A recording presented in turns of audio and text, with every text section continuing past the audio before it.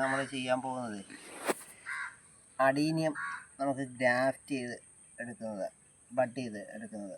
പിന്നെ കാരണം നമ്മളുള്ള അഡീനിയം മറ്റേ സാധാരണ അഡീനിയത്തിലോട്ട് നമ്മൾ ബഡ് ചെയ്ത് വെക്കുന്നത് എങ്ങനെയാണെന്ന് കാണിക്കുക. അപ്പം ആദ്യം നമ്മൾ ഇതിൻ്റെ ഈ സൈഡങ്ങ് കട്ട് ചെയ്ത് കളയും.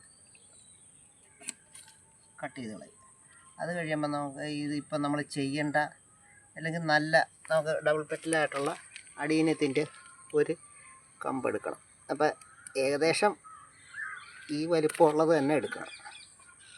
വെച്ച് കഴിഞ്ഞാൽ കറക്റ്റായിരിക്കണം കേട്ടോ. അതേപോലത്തെ എടുക്കണം. ഇങ്ങനെ കണ്ട, അപ്പോൾ ഇത് കണ്ട കറക്റ്റാണ്. അതിൻ്റെ ഇത്രയും മതി, ഇത്രയും മതി. ഇതങ്ങോട്ട് വെക്കുക, കറക്റ്റായിട്ട് അങ്ങോട്ട് വെച്ചാൽ മതി.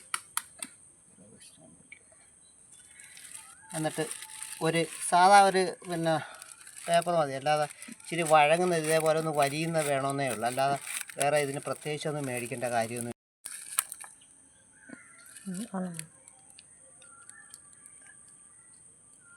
എന്നിട്ട് പേപ്പർ എടുക്കുക. പേപ്പർ എടുത്തിട്ട് ഇതേപോലെ അങ്ങോട്ട് വലിച്ച് ചുറ്റുക.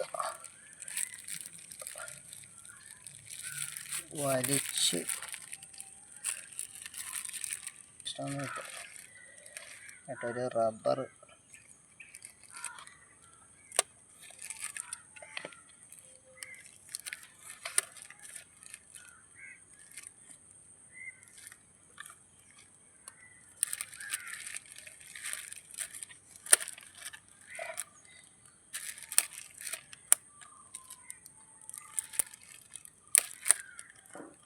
ഇടുക.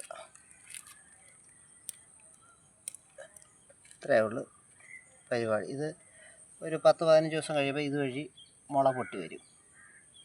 അന്നേരം ഇത് അതിൽ പിടിച്ച് അത് കട്ട്